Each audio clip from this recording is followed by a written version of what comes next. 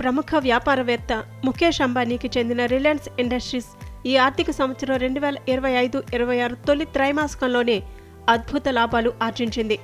నికర లాభంలో భారీ వృద్ధి నమోదు చేసింది. ఏప్రిల్ నుంచి జూన్ త్రైమాసికంలో 26,994 కోట్ల నికర లాభాన్ని ఆర్జించింది.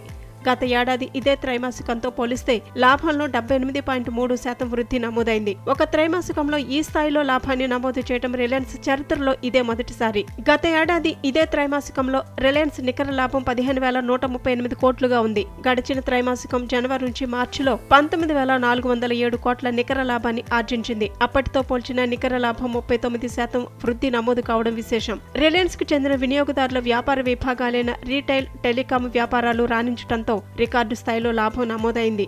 కంపెనీ లాభాలపై ముఖేష్ అంబానీ సంతోషం వ్యక్తం చేశారు. 2025 ఆర్థిక ఏడాదిని మెరుగైన పనితీరుతో ప్రారంభించినట్లు తెలిపారు. 2025 మొదటి త్రైమాసికంలో కంపెనీ మొత్తం ఆపరేటింగ్ ఆదాయం గత సంవత్సరంతో పోలిస్తే గణనీయంగా పెరిగిందన్నారు. ప్రపంచవ్యాప్తంగా ఆర్థిక పరిస్థితి చాలా అస్థిరంగా ఉందని, రీటైల్ వ్యాపారంలో తమ కస్టమర్ల సంఖ్య 358 మిలియన్లకు పెరిగినట్టు చెప్పారు. తమ పనితీరులోనూ మెరుగుదల ఉన్నట్టు తెలిపారు. తాము తమ సొంత బ్రాండ్లపై ఎక్కువ దృష్టి పెడుతున్నామని, తద్వారా భారతీయులకు మంచి ఉత్పత్తులను అధిగమించగలుగుతున్నామన్నారు. తమ రీటైల్ వ్యాపారం అన్ని రకాల అవసరాలను తీర్చడానికి మరింత బలంగా మారుతోందని అంబానీ అన్నారు.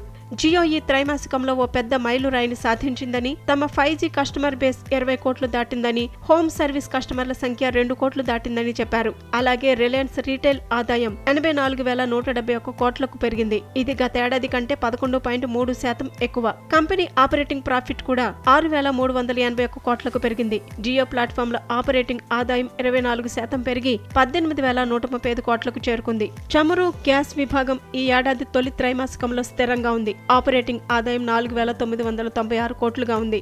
గతేడాది ఇదే త్రైమాసికంలో ఇది 5,210 కోట్లుగా ఉంది.